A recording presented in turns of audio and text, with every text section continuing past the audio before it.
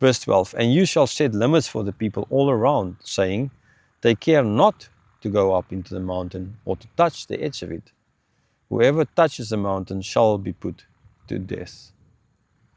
Right? Moses had to set limits for the people. How did he do it? It's not stated yet, right? Did he take a rope and roped it around so they would know where the edge of the mountain is now? It's not stated here. We have no idea, right? It's a little bit like about this yellow zone. Sorry, I mean, again, Israel and Gaza, because it kind of fits in this situation where Israel has a so-called yellow zone. Now they seemingly put some stuff up there. But before that, nothing. They're just like, there's a yellow zone. It's like here somewhere. Nobody knew. And so if you cross that yellow line, then ping, you're dead, right? They followed this kind of idea. But the only difference is no one knew where that yellow line was. Or even like, well, I mean, supposedly in certain areas they have some other yellow stuff now that kind of show it, right? Good, easy excuses. You just can kill anybody you want to because you can claim that they crossed some other line. Now God is not like them. Praise God for that He's not like the Israelites. Otherwise, none of the Israelites would have survived any of this. God would have just claimed that they all crossed the yellow line, unbeknownst to them, understandably. So we don't know how they would have known what is the edge and where not to touch or to touch. But if they did it, they would be killed, right? Like these guys would just kill the Palestinians if they cross this yellow, arbitrary yellow line. Okay, so what does it prove is ultimately not a vengeful God, but the holy God, right? Because this is now a place where God is going to sign this contract. This king is now coming to them. This is not now just his actions bringing them out. Now the king is himself coming to them. So this is a most important time when the king is coming to town, right? The people and the prime minister, when the president of America comes to a place, when the king comes to, there's months of planning going in general. I think sometimes President Trump just gets up and he goes to places without that much planning because that's the kind of person he is. But others in general, you know, this is long planning that goes ahead into all of this. It's important. The king is coming. The president is coming. It is important. And so you can't just come there and think, okay, you can bring a gun, even if you're in a country where you're allowed to carry weapons. You can't go to a place where the president is going to come through and just stand there with your weapons. They were not going to allow you for that. You'll be put in prison. On other days, if the president didn't pass there and you walk there with your guns, no problems. But now in this case, not. So they had to prepare. They had to be ready. Because not only, but this is God, the holy God coming.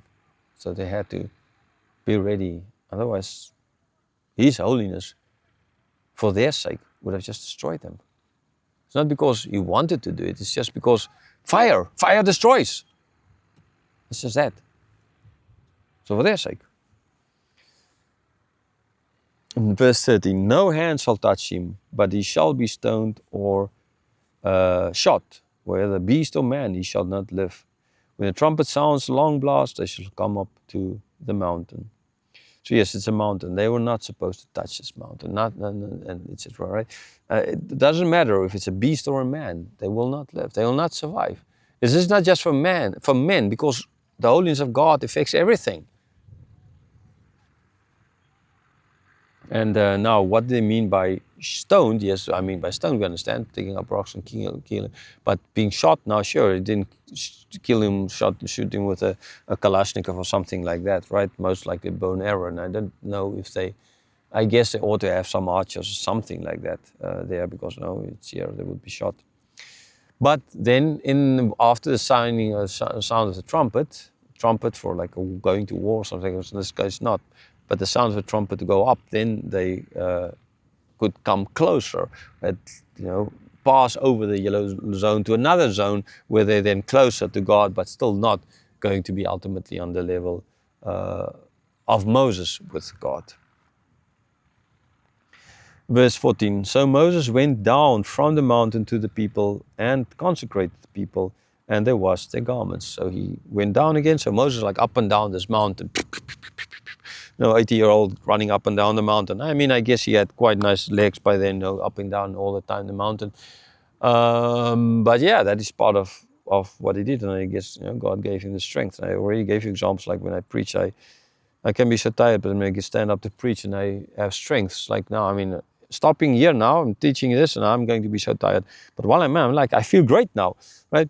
So yeah, going up and down the mountain. He went down the mountain again, and he told the people, he consecrated the people, and they all washed their garments in preparation for what's going to happen. Verse 15, and he said to the people, be ready for the third day. Do not go near a woman. Okay, so we don't really see this, but this part of the consecration process is that they know how to abstain from intercourse as well.